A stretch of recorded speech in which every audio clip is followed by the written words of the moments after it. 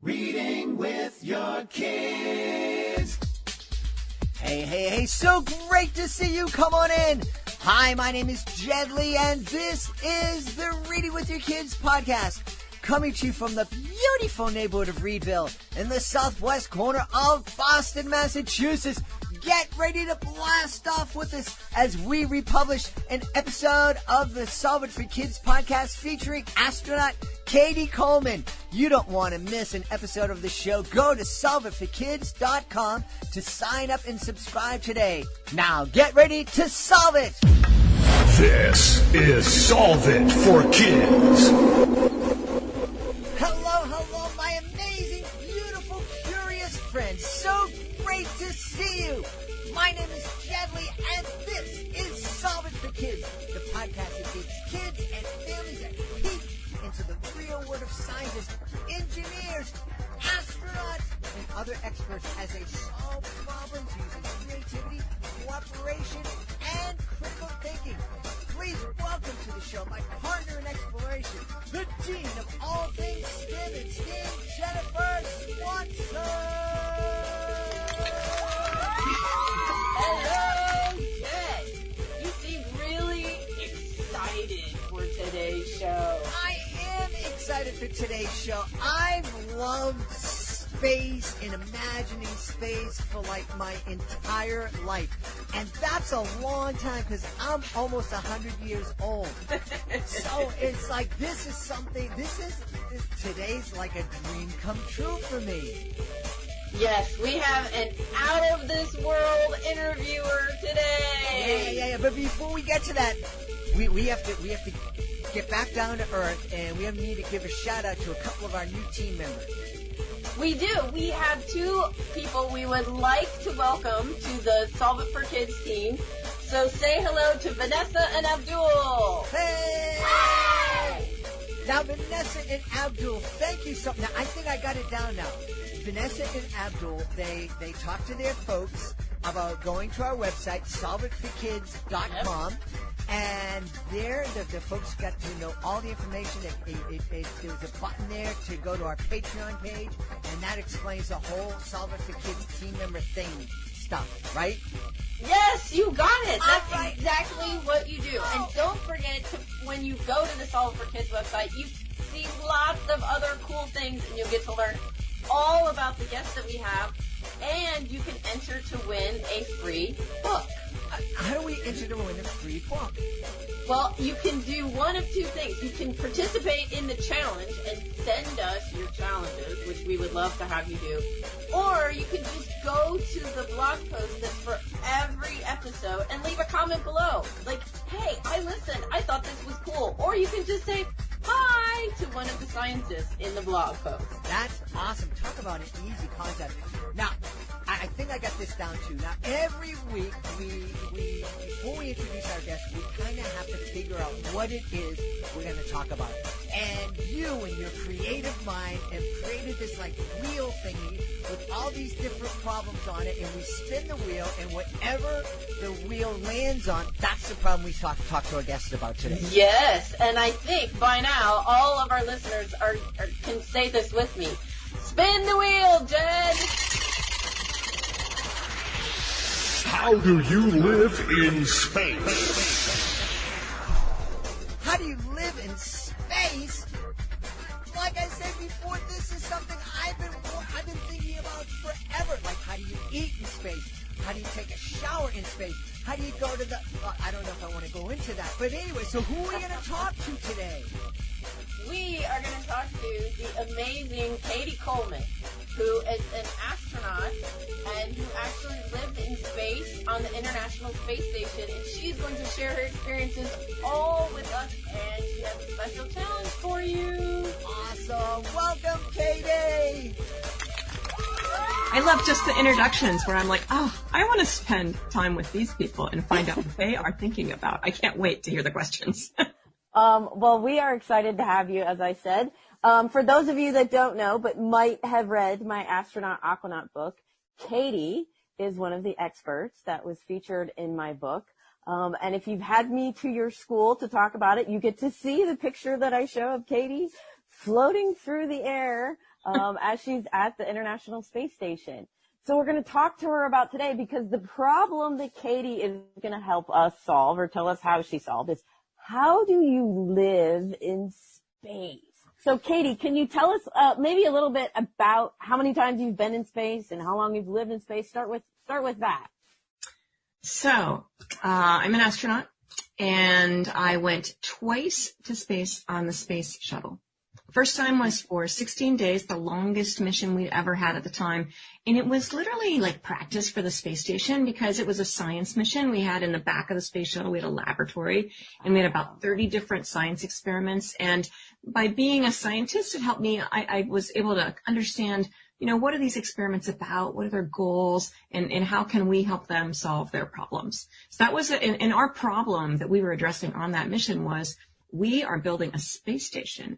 And we have to figure out, when everybody's doing experiments and everybody wants to call down to the ground and talk to the different scientists down there, how are we going to organize that? Can everybody talk at once? And can we take pictures? Can we send all those questions about, we're going to have a space station and we better be ready. So that was my first mission. My second one was to launch the Chandra X-ray Observatory, which is like the sister of telescopes like the Hubble Space Telescope and the Gamma Ray Observatory. And basically, I think somebody said, okay, we've got a whole spectrum of wavelengths that tell stories, and we have telescopes that look at this, telescopes that look at this. Well, what about a telescope that looks at X-rays? Because it turns out black holes and X-rays, they're like this. So when things are being sucked into a black hole, X-rays are being spewed out. And so by saying, let's have a telescope that can measure X-rays, and they had a pretty cool problem-solving challenge for that. Maybe we could go back to it. Oh, yeah. That's fabulous. We had that. And then I spent 6 months on the International Space Station, almost, just a few days shy of that. And I loved living up there, but we did have to solve some interesting problems. Most of them were pretty fun. Cady, you just talked about the fact that the scientists had to figure out a way to use a telescope to take pictures of X-rays. How did they solve that problem? The problem they had to solve was that, different wavelengths of light are literally different sizes, right? Yes. And wavelength and things like light, like the light that our eyes can see, you could think of them as like the size of a beach ball. And so you can have a telescope with big mirrors, and if a light ray comes in, there it is, it's seen by the mirror and it gets bounced off, and it's really easy. But X-rays are like the size of peas. They're so tiny. And so how do we get them to the mirror? Because there's not going to be that many of them that can hit the mirror. And what they did is they thought, well, how would we get, something small onto a small space, where it can only be right here? How do we get something in there? Well, if we were pouring liquid, we'd use a funnel, right? Oh, yeah, exactly. They built their telescope in the shape of a funnel, and actually nested funnels, like funnel, funnel, funnel, funnel, and they all went like this, and they land on the mirror. And so even though it's these little tiny little X-rays, they get captured by the funnel and they get on the mirror right there. I thought that was pretty cool problem solving. That's amazing. So scientists and engineers are amazing people to come up with that idea. So that's what we're talking about on the show here, is you take something that i.e. water, exactly like you said, how do you get water to some place? And then you just kind of extrapolate or kind of look at it in a different way, and you can do the same thing. I think that's so cool. That's amazing. Really, really cool. That's amazing. And actually, if you look at pictures of the Chandra telescope, which I took, by the way, in space, like if you see a picture of the Chandra, I took that picture. Fabulous. And actually my problem there was, when we take a picture on the ground here, you stand 2 feet, you hold the camera steady, you try not to do this, right? Because you want the camera to be really steady. Well, if you're floating everywhere, how do you take a good picture? And especially in the shuttle, where I'm not tall enough to, I'm not going to stay on the ground, and I'm not tall enough to actually even hit the ceiling and be steady. So what I figured out was I had to hold on to the back of a seat and someone else also held on to me inside, not just my spacesuit, because there I'm moving in my spacesuit, but they had to like grab my leg so that I could take those pictures. But when you see those pictures of Chandra, the Chandra telescope is long and skinny. It has a pointy end and a bigger end. And the bigger end is actually where everything goes in. Oh my gosh. So you don't even think about that when you want to take a picture. You just stand still, but think about everything you had to do to be still. And then I assume you hold your hands really still, but still you're moving. But then if you're moving, right, you're moving. Literally, you need some help sometimes. And sometimes the best camera stand is one of your friends up on orbit to hold for you. So how do you brush your teeth in space? Because clearly here we brush, we spit into the sink, everything goes down into the sink and gets washed away. How do you do that in space? Well, you have some options, but you have brought up basically the only thing that when I got back to Earth, I was sort of glad to come back to Earth and do what I thought of as the regular way. And that is, you want to spit, and let's think about this. Whatever came out of your mouth is going to go as far as it can go until it hits something, which really just might be your friend's brand new shirt. We only have right? It's bad. And so, spitting is not practical. Okay. Okay. It's not. And so what you can do is you can either spit into a paper towel and then throw that away. Okay. And I'll say that we think about every single, paper towels. I would never dream of using a whole wet wipe or a whole paper towel. We cut them in pieces. Because you never know when the supply ship's going to be there. So that's the other part of our sort of calculation when we figure out a new way to do things is what's the best way to conserve our resources. But, spitting into a paper towel, that's okay. That works. It's kind of yucky. Yeah. But then you can also, what I did is I would just swallow it. You put that toothpaste on your toothbrush. It's the same food you already had in your mouth. I know the math all adds up there. It's still kind of gross, right? So I was really glad to come home and not do that anymore. You all misjudged gross. He made this face like, ew. But I suppose when you're in space, you have to get used to doing different things. And, it's like you said, you have to make do with what you have up there. Mm-hmm. It's not like you can call up and say, hey, we're out of toilet paper. Can you just send some more? Exactly. I suppose some of those lessons you learned about conserving toilet paper and paper towels would really come in handy these days. Well, it's really true that, this is the time during COVID-19 where, it's a little uncertain. Things will seem kind of normal, but the infection rate could increase. And you don't really, I'm thankful for all the people that are working. And they're working, delivering, and being in warehouses and keeping the rest of us supplied. But we try to, make sure that we're not going to have to make them work any harder than is really necessary by conserving. Yeah, exactly. It's true. So, what are some of the other problems that you had to solve when you were in space just living there? How did you sleep okay?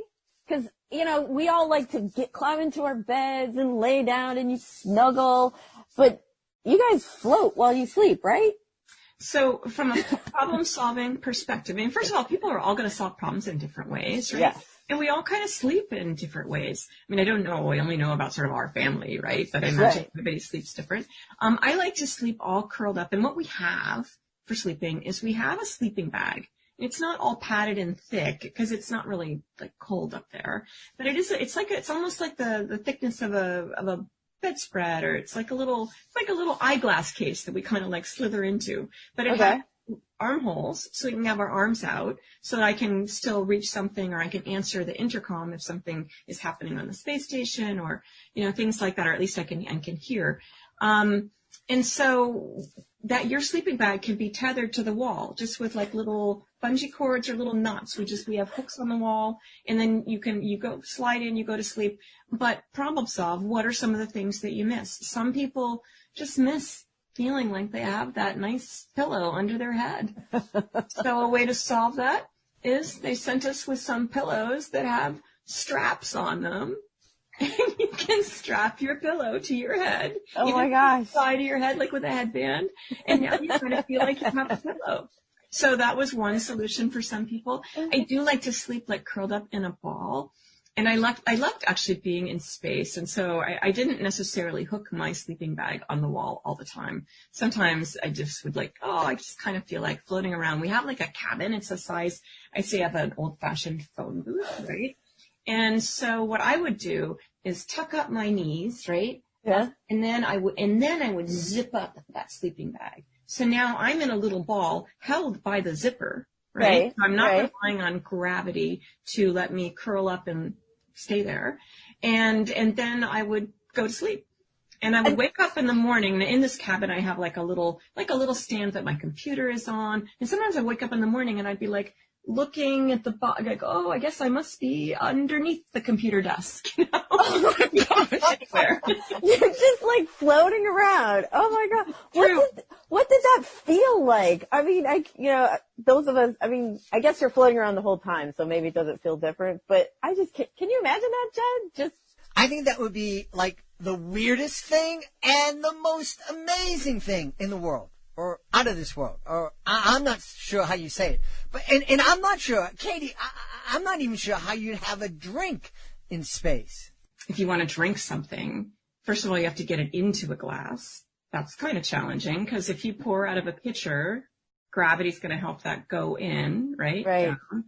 And so for us, for NASA, one of the ways that they designed things was they thought, well, maybe our astronauts need a different kind of faucet to get water from, where it actually pushes water out. And so if you think about this idea of floating around and flying around, in order for anything to go somewhere, you have to either sort of push it, or you have to use a force to make it where you want to go. Yeah. And if I took one of my drink bags, I actually have one right here, and it has we would actually take this would be how it would start. And so it's just a bag, kind of like your juice bags where you poke a straw into them, right? Right. But we take this little top, which is where you poke the straw, and we stick it up to our faucet, which is really a needle that water is coming out of. So water is forced into our bag. We do some shake. If this happens to be strawberry drink, or it might be coffee, or it might be milk, something like that. And then I stick a straw in there. Now, when I squeeze on this bag, water or juice or whatever is going to come out here. And because gravity is happening, it's not going to drip down. It's going to make a big bubble. And because of surface tension.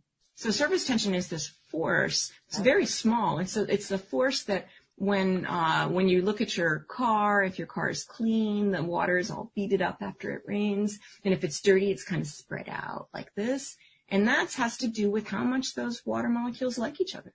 Yes. So when it becomes the biggest game in town, gravity, we don't have it, right? Or very little. So we don't have that, but we do have surface tension, so we use it. And so that's how I solve this problem, really, is when I want to wash my hair, and let's think about what we want to do with liquids when we want to make them go someplace. Right. I would take a bag of actually soap, dry soap. I put warm water in it. Okay. And then I would take it and I would squeeze it. And instead of having it be like this and then try to dunk my head in it, that might be, I did try that. Okay. It didn't actually work very well. But then one way was actually just to have it be on my head, and I can actually make a big ball of water on my head. And if I shake it like a dog, it's going to go everywhere. Everywhere. But if I just kind of then take it and mush it in, I can wash my hair in just a couple minutes. I can take a towel, sop it out. So we're thinking, how do we make these liquids do what we need them to do? I wanted to show people how I washed my hair. And so I set the camera up. I was in the bathroom, right, which has kind of a curtain like this. And I put the camera right in front. I brought it in there with me, and I had it inside. And I started to do this. And as soon as I was doing this, sometimes water escapes. You usually just kind of wipe down the walls a little bit, but there it was going right towards the camera. And I'm like, oh, this is not, and this was not live. It was just a little tape. Right. And then I figured out I should have that camera just in the corner with the curtain closed and all those things. And then our chief of the office asked to have a little conference with us, and she said, could I talk about hygiene with you, all of you? And we thought, well, how would somebody on the ground know what we smell like? And actually, we're very clean up there. It's really easy to use that bag of water, make like a sponge bath. I mean, I felt very clean really all the time. We exercise a lot, and you just wipe off and you're dry, you're clean. But it turns out that when I sent that film down to the ground and they saw that blob of water coming towards the camera, it worried them because, here's a problem. We live in a space station. It has a lot of different electrical circuits, and we don't really want, it's like having your whole electrical closet at a big, company having a shower in it. I mean, you're going to have short circuits. I mean, we have to be careful. So we're always thinking about that, about how to make sure that water doesn't, get free in the cabin. Cady, it's like really obvious that before you go into space, you and the engineers and the scientists sit down and you try to anticipate everything you're going to need and every situation you're going to have to deal with. And then you get up into space and you have all this planning, but still stuff goes wrong and you have problems. And I'm just wondering, how do you get yourself to like not go, when all that stuff goes wrong? I think there's this interesting balance between, first of all, when you're really going, which it happens. It totally happens, especially when you're trying to like put stuff away or take it out. And it's like unpacking a suitcase that has everything in it and you open it up and everything's floating away. I mean, it's pain, right? And you can't afford to lose things. I mean, if things float away, let's say it's like the one, cable from your computer and there's only one of them, right? I mean, you're just, that's going to be bad if that experiment doesn't have that cable. So we have to be really careful not to lose things. So that is an kind of moment is where are things. In fact, I found someone's pocket knife closed up, floating in front of my eyes one day. I mean, I was just working, and then suddenly, there it was. And that pocket knife had been lost about a year and a half earlier. Oh my gosh, it just kind of like, well, or maybe it's behind one of the racks or tucked under something, and it just took someone kicking that thing, and But I did want to talk about problem solving in general, up there or anywhere, and I think it's an interesting balance. I think, okay, so how am I going to solve this? And there's a balance between. I think the first thing to think about is, what do I know already? Yes. The second thing I think about is, how can I find out if things that I know I need to know, but I don't know, how can I find those out? And that is to ask people, which is why I was so happy to come on the show today. And yet there's this balance between thinking that there's things you're supposed to know and things other people know, and they're going to have the answers. But there's another part, and it's a really important part, and that is that you have answers inside you. You have ideas about how to solve the problem that nobody else, not anybody on the internet, not any of your friends, you have ideas that they don't have. And you can't think that there's just one way to solve a problem, because there's lots, and you might have a really important idea for this problem, but actually it might even apply like, okay, it's another way to solve that, but what it's really good for is this other problem.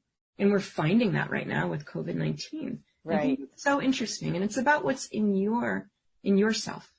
Right, and we've talked about this several times on the show, but so science and engineering is actually, in my opinion, better if you have more diverse people from different backgrounds, all looking at a problem from a different angle, and then coming together to figure it out. Because it's just like you said, people, someone on, in another part of the world might see something completely differently from how you're looking at it. Or someone who had maybe an engineer could help solve a medical problem. It's all people working together and making suggestions and not being afraid to say something that everyone's like, oh my gosh, that's wrong. No, I always tell my students, there's no stupid questions. There's no stupid suggestions. Just throw out what you have and we'll see if it works, right? I like it. Can I tell you about it? Well, I think it's interesting the way different people solve problems, and it also has to do with what kind of information and clues are you good at collecting. Ooh, I mean, I like some that. people are good at collecting visual clues, looking at how these things might go together. Some people, it's more about reading and taking in all that information. And some people, it's about listening and going, oh, that doesn't sound right. My crewmate, Paolo Nespoli from Italy, was a very visual person. He also thought a lot about how people actually use things. And we had a problem that wasn't even really identified, but was always a problem up on the space station. And that was that in the middle of this long, long space station, as long as the 50-yard line football field, in the middle section, that's where we tend to gather and eat. And that's where our kitchen table is. And every one of us would have like kind of bumps on our hips on this way when we would go from this end of the space station to the other one, and on this hip when we come to this way, because this table kind of stuck out in the way. And I mean, you could solve that problem by putting the table up, down, breakfast, lunch, dinner, picnic, right? But this table was in the same place for 10 years on the space station when we got up there. And Paolo looked at it and he goes, well, why don't we just put it in a different position? When you think about so then we go, okay, what's a table for? The table's for eating. We want to be able to have our food be on it. Well, if we're on a space station, it doesn't, and there's very little gravity, doesn't really matter whether you have it this way, your table. Right, or vertically. This way, or this way. You're still going to have to put duct tape on there or a bungee cord that you tuck your package under. Or we have little Velcro on there's Velcro squares on the table. There's Velcro tabs on our packages, right? Right. So we can stick our stuff on there. So it doesn't matter what position. And Paolo figured out, well, if I put it like this on the wall, it's out of the way. Nobody bumps their hip. But you know what? We're all kind of like eating dinner, sort of like looking at each other and not quite having a little place that we gather around and kind of sit around the table, which is really important for crew morale. Right. So that's not the answer. And then he figured out, what if I put it like this? And so something that had been a problem and you've not even recognized as one for 10 years, because Paolo looks at things differently, we solved that problem. So he put it at a diagonal in the where? Like against the wall? Against the wall. Oh, so a diagonal against the wall, which made then a free space for you to float by, maybe to the right or to the left of it. Exactly. Oh, that's funny. That is, see, I mean, 10 years people were bumping their hips. Like that. Think a table, a desk. I mean, it has to be horizontal. It's the way we've always seen it. And it takes somebody who can kind of just do a reboot of their imagination. And that's what I think problem solving is. So, of course, we are going to ask you, because I know our listeners want to know, what's it like to go to the bathroom when you're in the International Space Station? How is it different? Well, I am going to say that it is awesome. I mean, I've done a lot of camping. Okay. I lived in Antarctica. I have gone on long camping trips with the National Outdoor Leadership School, and I have lived underwater, which in a habitat where you actually go and do that outside. And I will just tell you that there's a lot of company out there, and that is like the worst place, really. Yes. We're talking giant fish. Giant fish. Okay, that's another story. And so I've gone to the bathroom in a lot of places, and I will tell you that it's so easy in space. But it comes back to this problem solving where, okay, we have stuff that we'd like it to make sure that it's kind of yucky. So we want it to go somewhere, and we want that to happen the right way every single time, right? So I'm a scientist and engineer, and in my family, we just think about this in very factual ways. We think about pee and poop. Okay. Yes. Now, Yes. for liquids, we talked about liquids and how up in space we get to figure out how they, how do we get them to go where we want them to go? Well, one way to do that is a vacuum. Now, do not try this at home. Absolutely do not try this at home. Jennifer, this means you. No, I will not. I've heard really, this Jedlie, story. I mean it, not you. I've heard this story before. Well, so it's a vacuum, but if you think about that, think about let's think water drop, right? Blum, blum, blum. I mean, we actually have a little game that we play up in space where we sometimes release a big blob of water between us, and we play soccer, where I blow it. And then it wow. goes towards you, and you blow it back, and the loser is wearing. wearing the water. True. And so really, when we want that to go someplace, we don't need a big vacuum, like your vacuum cleaner. No, we just need a gentle breeze, and everything will go where it's supposed to go. Goes down through a big hose, a funnel hose, down in there. It goes through all these little valves. It goes through these little filters and things like that, and it comes out at our faucet, and we drink it. Because our other problem we had to solve in parallel was we don't have a lot of water up there. So how can we recycle everything? Yes. It sounds kind of gross, but the worst part of that might be that you probably drink recycled pee too. Yes, I was going to say that.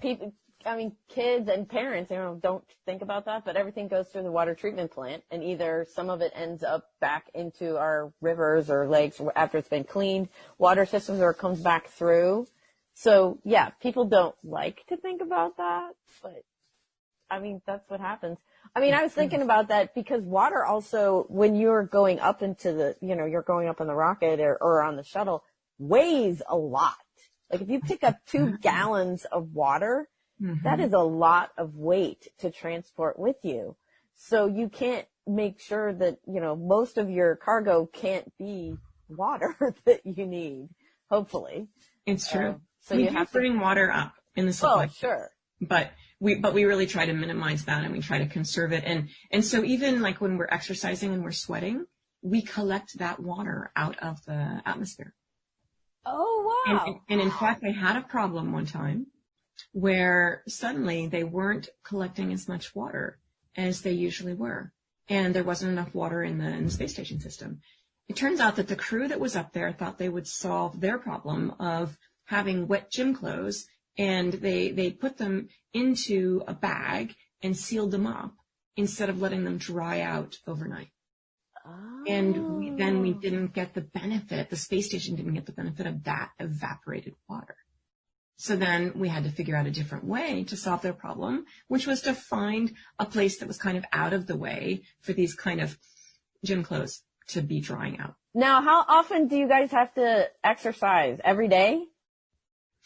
We exercise, I would say at least 5 times a week, which is what we need to do, and maybe even more, maybe 6 or 7. We do about 30 minutes of cardio and about an hour of weightlifting. And then it takes about, 15 minutes to get ready and 15 minutes to get cleaned up. So about 2 hours a week we spend per, 5 days a week. So it's about 10 hours a week per crew member to exercise, which is a lot of time, but completely necessary for staying in shape. And that's why getting out, and even if you don't feel like, you love sports, getting out and being active, walking, doing something that gets your body moving, it's really, really important. Hey, Katie, one of the things that you've said here in the show is how important it is to work with a team, to be successful and to solve problems. We have a great team here at the Solve It for Kids podcast, and we have 2 team members who want to ask you some questions. First is my friend Emily from Southern California. Is it scary being so far from home? Emily, I wouldn't say that it's scary, partly because I in some ways, I brought some things with me to remind me of my family, and it just made me feel closer. When I was in space, my son was 10, and he really loves tigers, and I had his little stuffed tiger. We actually bought an extra one so that I had one in space, and he had one on Earth. And so, I took Hobbs to work with me, and I made little movies about Hobbs. And we call him, he likes Calvin and Hobbes, so we named this tiger Hobbs. And so there's things you can do to remind you that actually, you may not be able to see somebody, but you really always have the feelings that you have together. Another thing that we would do is we actually could talk on the phone every single day, but that does get a little boring to talk to your mom, even when Yes. And so the way we solved that problem was we decided, well, what if we just read a book together? And I would say, hey, do you want to hear about the boys? And we read a book called Peter and the Starcatchers, which we really loved. And so I would just say, hey, do you want to hear about the boys? And then I would read it. And we weren't really doing anything together, but we just kind of got to be together, which I really liked. That's nice. That is really nice.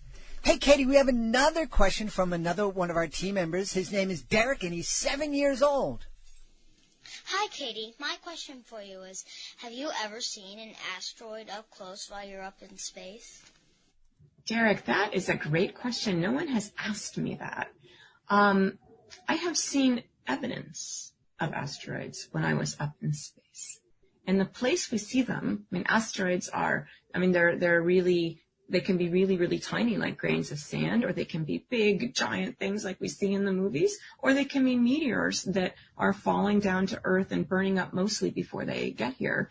But we would actually see little tiny, tiny little dents in our windows from micrometeorites, we call them, instead of asteroids. And when spacewalkers are out, they actually see those little marks all over the space station. So we are in space with the asteroids. We don't really get to see them, but we do see evidence. Oh, that's cool. That's cool. That is really cool. Hey, you know what else is cool? We love to challenge our team members and our listeners. Katie, is there a way that you can challenge our listeners?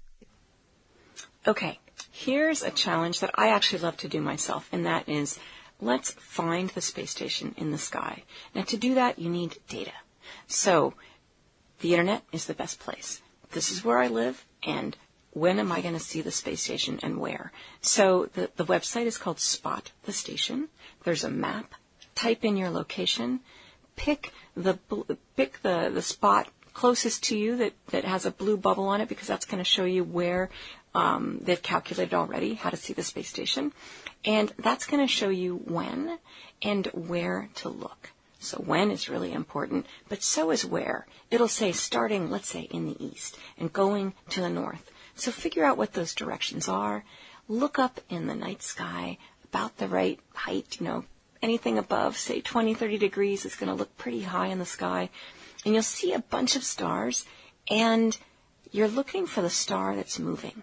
And it might be a little bit hard to see at first. You think, is it that one? Is it that one? And suddenly, it'll be clear to you that there's a star that's moving. And that is not a star. It is the International Space Station with astronauts and cosmonauts aboard. And so you watch that sort of sailing across the sky, not zipping, but sailing across the sky. And there's people there. And then, as the last part of the challenge, I would love for you to draw the place that you would love to live in space. It might be a space station. It might be a planet.